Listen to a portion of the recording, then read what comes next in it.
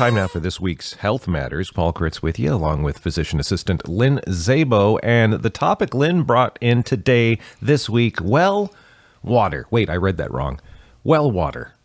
Yeah. It's not even a little laugh. Okay, no thanks. So, well water. Yeah, we've got a lot of folks in our community who get their water from a well right there in their yard. Yeah, we used to even have a school. Pine Grove used Really? to be completely on well water, but that's changed though over the years. Wow, I had no idea. So it's a huge, big thing up here, and people don't think about it. Providers don't think about it. Patients don't think about it, and it affects health. There was something I had, like, flu-related stomach issues earlier this year, and I remember you specifically asking after I bent your ear as far as symptoms, and you went, "Well, where's your water come from?" That was the first thing you asked me, and I hadn't even thought of that as being an issue. I mean, we're city water; it's not well water, but still, that hadn't occurred to me to even consider that. And a lot of people don't even know, and so then I have to say, "Well, do you pay a water bill?" Really? There are people who don't even know that their water is coming from? I have no idea. Wow. So kind of interesting. So I thought it would be like one of those topics that I think is kind of boring, but ultimately could help make health better in the community. Well, when I read what today's topic was about in your email, I was kind of excited because that's really interesting to me. Right on. Hey, it's not COVID. Do you have well water out here? Huh? Do you have well water out here? What do you mean, do I have well? Well, we're on city water. We don't have well water. Yeah, okay. yeah. Yeah, I'm on city water, I'm not sure how many wells you'd find around here, too. I don't know because we're so close to the... Yeah, it's so industrialized by the transit station. I think it would be kind of... Well, and a mill site, basically, an old mill site right next to us. So, yeah, I don't know if that'd be a good idea. Yeah. Well, anyway, and to be fair, there's a lot more disease issues. When I first came up to Humboldt and Del Norte in the early 1980s, there was a lot more disease associated with well water than there is now. Humboldt County has had a bump with the the illegal pot trade. There were a lot of illegal and poorly designed and not well thought out water sources out in the hills, and people got really sick from them. So it's important. Most of what I was seeing at the time was Hep A, which most kids are immunized for. So any kid younger than 30 has probably gotten an immunization for it. Campylobacter, a big favorite in southern Humboldt.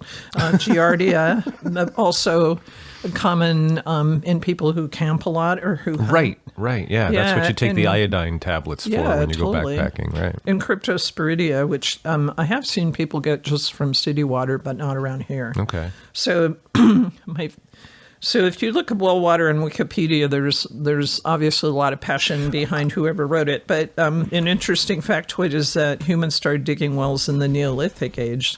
Wow. And they can be shallow or deep.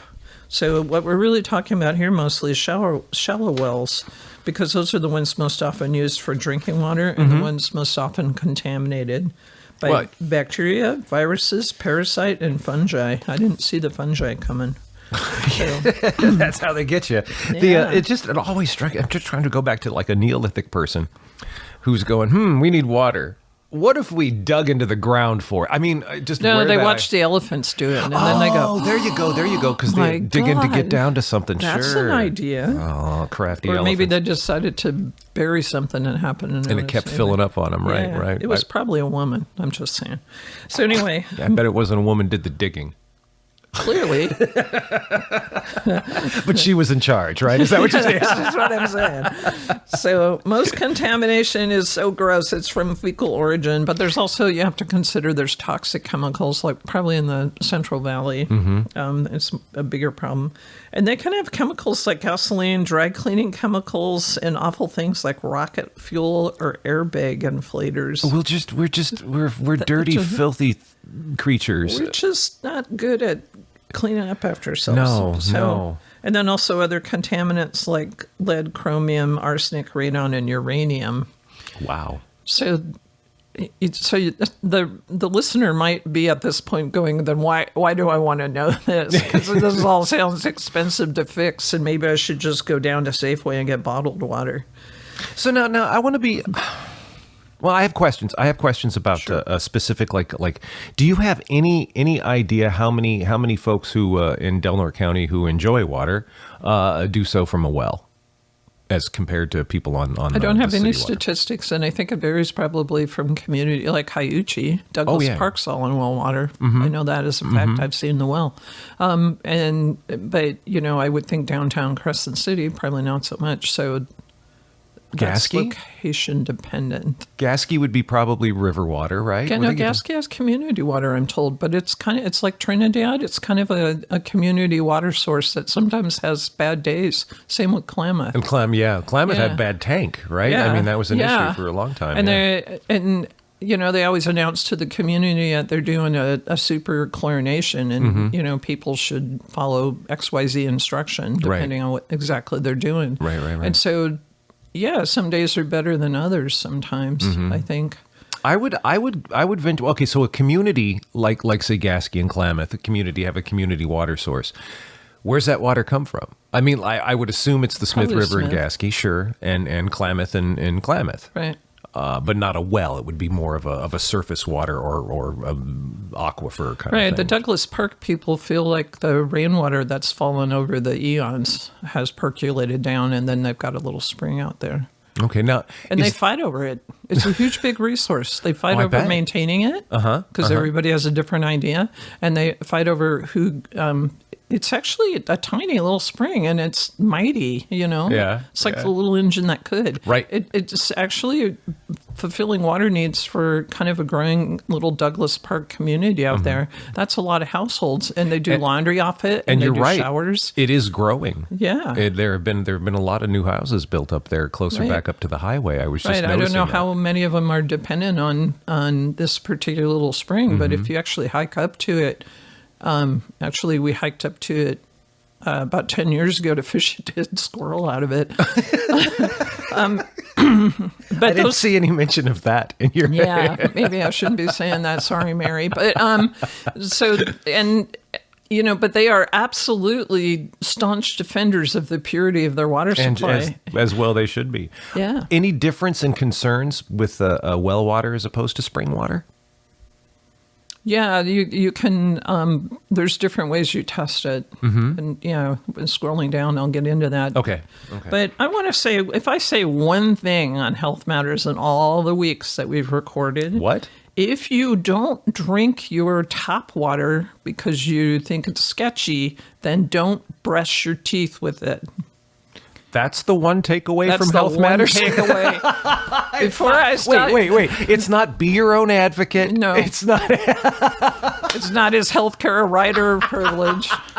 It's like If you don't drink your water, don't brush your teeth with it. I can't tell you how many times I ask somebody, like, what do you brush your teeth with? And the answer I get is, like, toothpaste. And they've spent, like, 10 minutes telling me their well water is super sketch. Oh, wow. And then I go, no, what water source? And then it's like they never thought of the connection. Well, it doesn't count if you don't swallow it, right?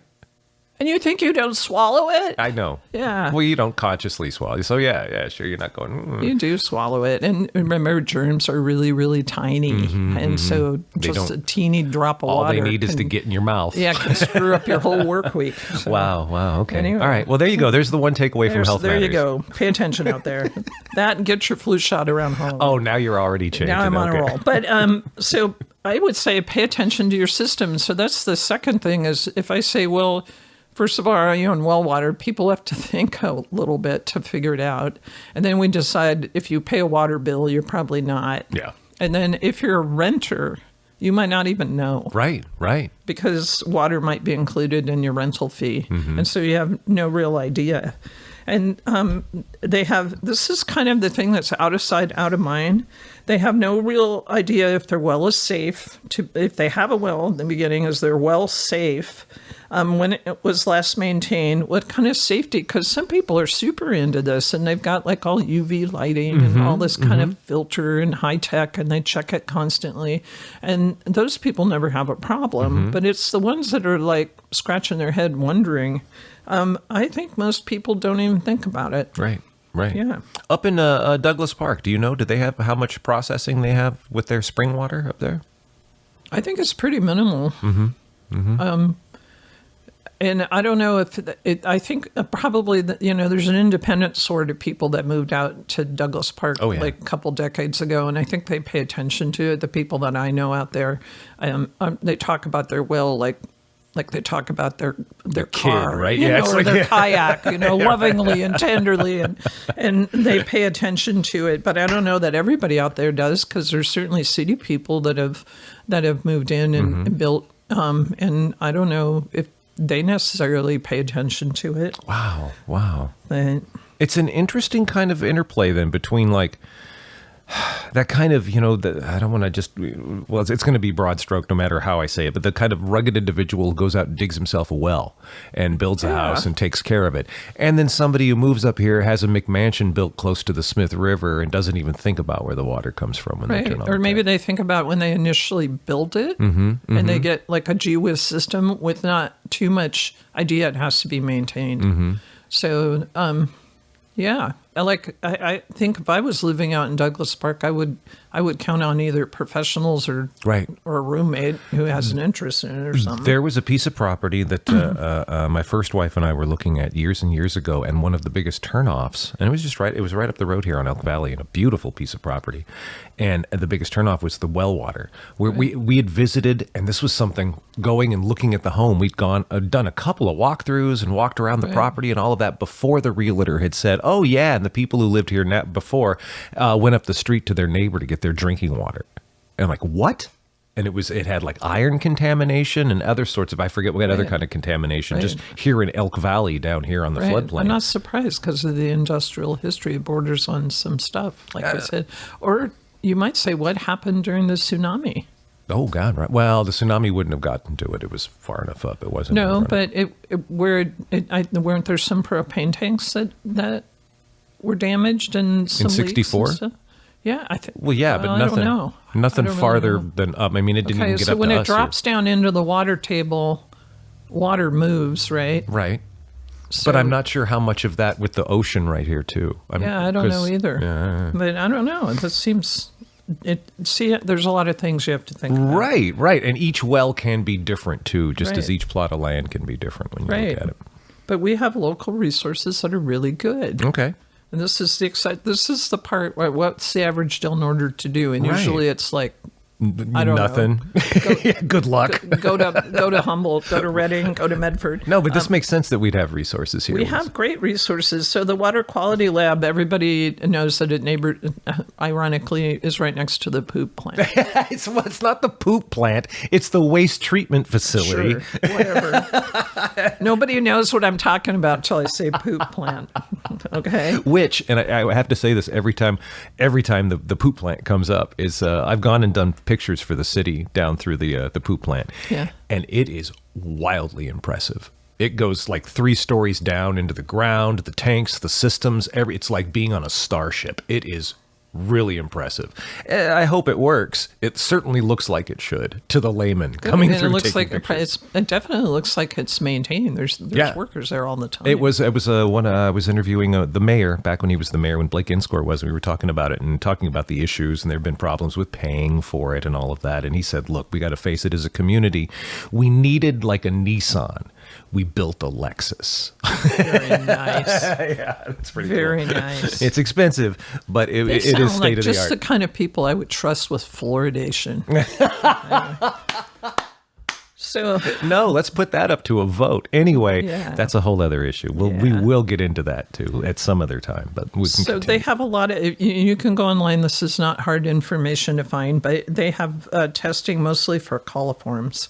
And so this is kind of cool. For $33, you can test a sample of your water looking only for the presence or absence of fecal contamination. Really? So the result you get is kind of like a pregnancy test. It's either there or it's not. Right, Okay. yay or nay. And this is the lab in Crescent City. Can just the ordinary person just show up at that lab? Show up, and they've got the little kit. You pay your $33, and then you follow instructions and bring it back, and they give you thumbs up or thumbs down. And if locals don't know what we're talking or where we're talking about, it's the building right across the street from the entrance to the poop plant there. It's kind of sitting at the very end of It's a very nice looking Beachfront building. Park. Yeah. And I've looked through the windows, and back in the 90s, I worked in some laboratories down in the Bay, or a laboratory down in the Bay. And they've got the same centrifuges and even some PCR kind of things in there. And I've talked to some of the people that work there, and they're all like super educated and fully excited about their role in keeping our water clean. So I have to confess, I've never really understood what that lab was for. I thought it was just something. For a lot of things beyond what I'm saying. Right. But I didn't know it was even available for people to take samples in from the public. Yeah. And then the next test that they have will tell you how much, if you have coliforms, okay, so you get a positive. So how much you have. Okay. And this is cool because maybe you're horrified, you find out your well is contaminated, and you consult with a professional and you put in some remediation kind of stuff. And then you want to know, did it make it better or did it make it worse? And then you can get testing before that says how much of a problem it is. It's probably colony forming units, so they probably have the same test running, but they just give you a little bit more information that they found. And then you do the intervention, and then you do the quantitative test again, and you can find out, was it helpful? Was it not? Should I go on to another step? Was that not the problem? Do they test for other things there? Yeah, they do. They'll test pH is the other thing, and that costs $23. Okay. So, but what they don't test for is, which I think is your point, although I think they could. So if somebody was interested in this kind of testing, I would certainly go down there and talk to him.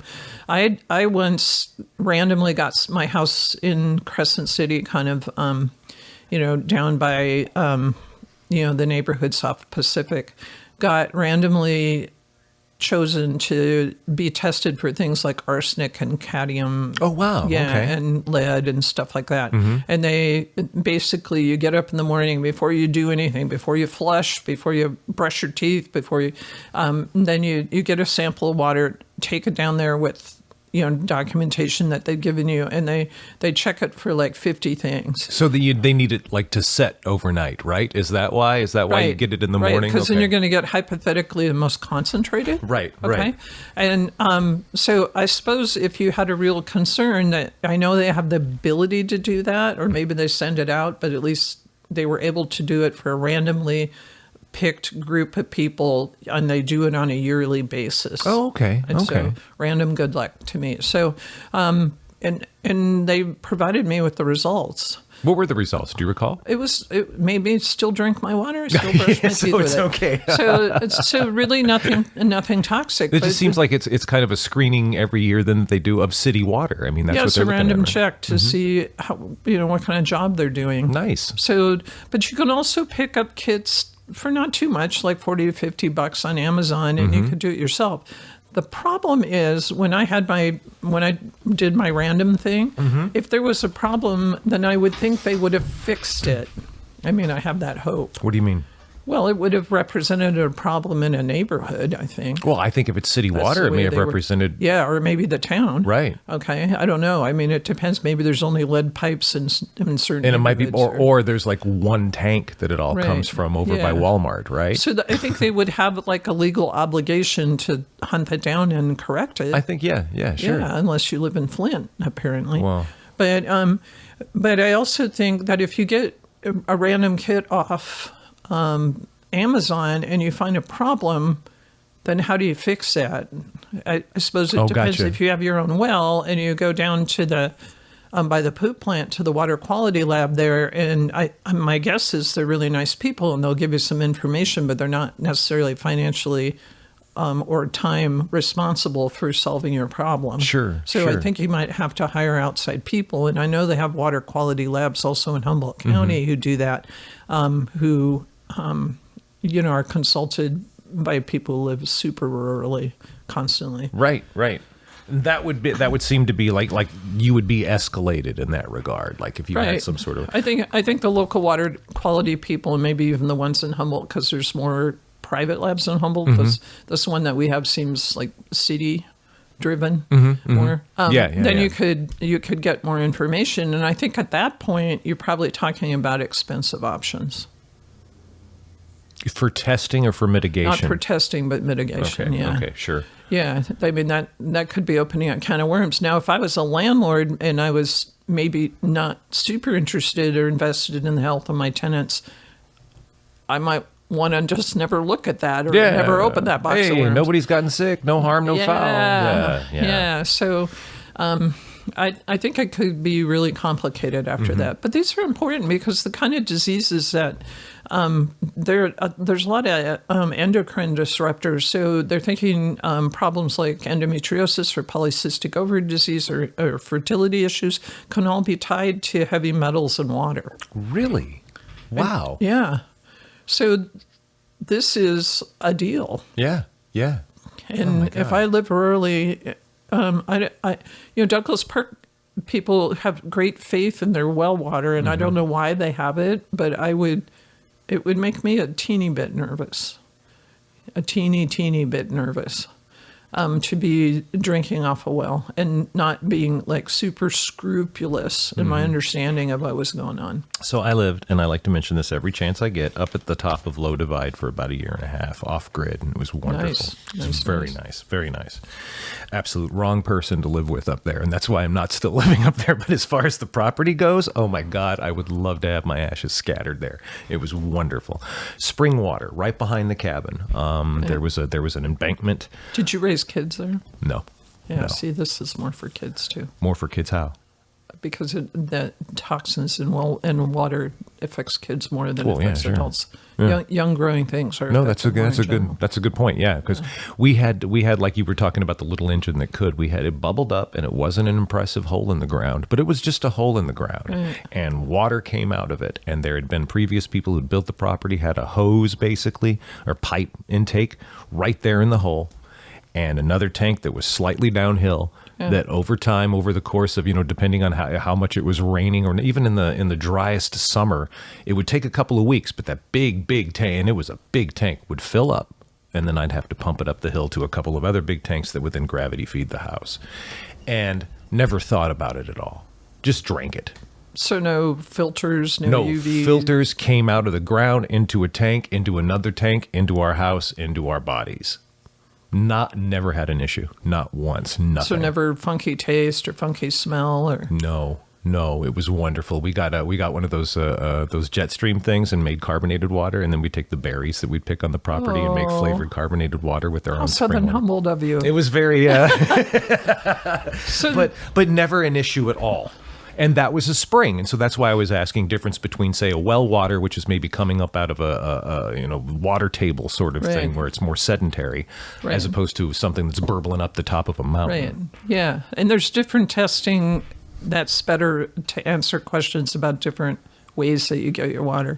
But I had not thought about having children or young things involved at all. It's a 'cause, huge big deal. Yeah. And oftentimes kids up here, they might have city water where their primary house is, but daycare, or like I said, Pine Grove was a thing.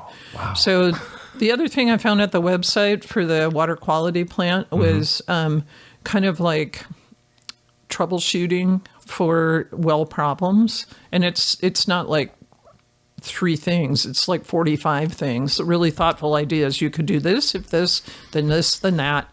And it's way more technical than obviously I have the interest in. But I thought that was a super community service, a really go-to helpful thing to help people understand what they might have going on with their well. Well, let's do this. Let's give that website. Did you find it? I'm looking for it. Yeah. It's the first thing that came up. in Yeah, my feed. water quality. Yeah. So they talk about their testing. Keep going. Okay, no. I'm just looking to where to go to find information about that. And look, we've got Water Quality Lab, and it's on the city website is where I'm finding it. Do you Right. recall? Is that where you found it? Mm-hmm. Okay, yeah. So that's got all the information you need. It's got the testing and all sorts of, I think and it's phone even numbers. referenced, if I remember correctly. So it would be a super good starting spot. And I bet you if you went down there, Del Norte being, one of the best things about Del Norte is that You can Del just Norte things? Talk to the guy. You can Del Norte it, man, and go Right. talk to him. Right. Yeah. So it is on the Crescent City website. which is crescentcity.org, and it's /departments/lab. But you can get there even just Googling water testing Delnor County. This is what comes up. It's got contact information, numbers, address, and then it also has some of the fees for the testing that's available there. This is, that's an amazing service to have right here. And I wasn't even aware of having it here, too. I didn't realize you could just walk in off the street with a cup of water and say, hey, does this taste funny to you? I don't know. It looks brown. It looks brown. Ew. So if you have any sort of, what sorts of symptoms as a healthcare person here, what sorts of symptoms should people be looking for? I mean, other than just upset stomach, is there anything else? Yeah, if you're talking about infectious disease, I would think chronic diarrhea. Mm-hmm. Giardia is, I know when I worked with the forest defenders that they would always talk about sulfur burps. Sulfur burps? Yeah, and that was their the presenting symptom oftentimes that made them think they have the Giardia. They were always right. Sulfur burps, I think, just represent a slowdown of the intestine because of some intestinal problem. Mm-hmm. And then you're actually, instead of passing gas, you're actually burping it up. Oh, fun. Yeah, super fun. Okay. And, and it's just kind of sitting in there breaking down and fermenting. Oh, wow. Okay. So that's one thing that they noticed a lot. I would say in a kid, though, so it'd be chronic diarrhea, not as much throwing up, but maybe not wanting to eat and maybe a drop off on the growth curve. So make sure that if you have a kid with those symptoms, and I've seen them around occasionally, like maybe once every 6 months, then make sure that you communicate that you have well water, because a traveling PA or nurse practitioner or physician isn't going to get that. Might not think to even because they ask. live in Seattle, and that's like no big deal in Seattle. Yeah. So, just make sure you mention it. It should be asked pretty much every time somebody comes in with some kind of gastrointestinal upset. And I don't think it is, actually. So you be proactive and bring it up. Right, right. And don't get hung up that only one person in the family has the problem. Maybe they're just the canary in the coal mine, Are these issues that can kind of chronically exist over time, like low grade, or are they things that will become acute? Yeah, cryptosporidium is, we probably all kind of have it, actually, but if somebody has an immunocompromise for some reason, then it can switch into high gear and get way out of control. Wow. So, that's why they call HIV Slim's disease, because those guys who are the sickest, they have a lot of intestinal parasites, and they just can't keep weight on, and they pretty much die with diarrhea. Oh my God. It's pretty horrible. But anytime you see any blood, that's a deal. Anytime you've been traveling and maybe you decided to go camping around Shasta or something, the provider should know that. Yeah. So, and they won't think to ask. That's interesting. And I wonder if people think to tell them that too.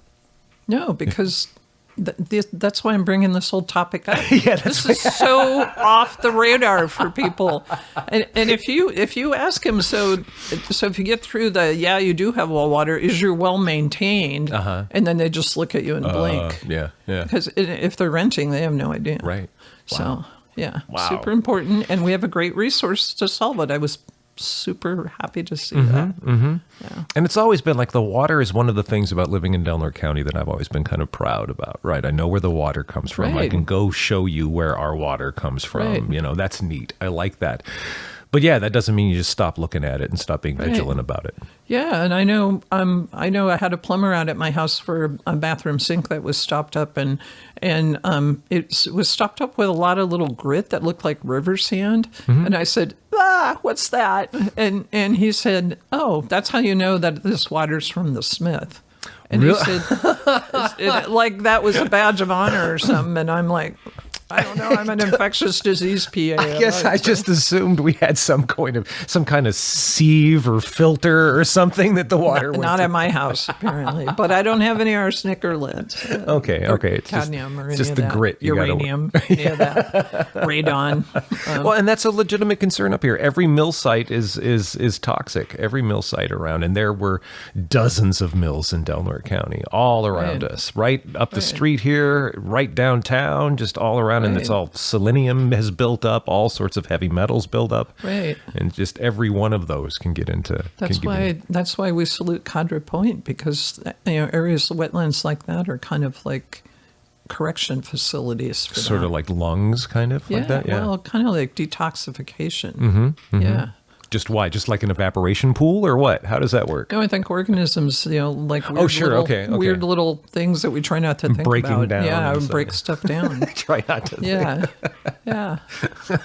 Well, the world is terrifying. That's the takeaway from this one. Lynn, thank you very much. This was a wildly interesting topic. I really thought enjoyed so, talking about it. too. Cool. Is there anything else? Yeah, I'm talking to the new hospice in town. Mm-hmm. I'm emailing them and talking about maybe coming out and telling us what they can offer, how we can access it, what that means for Del Norte.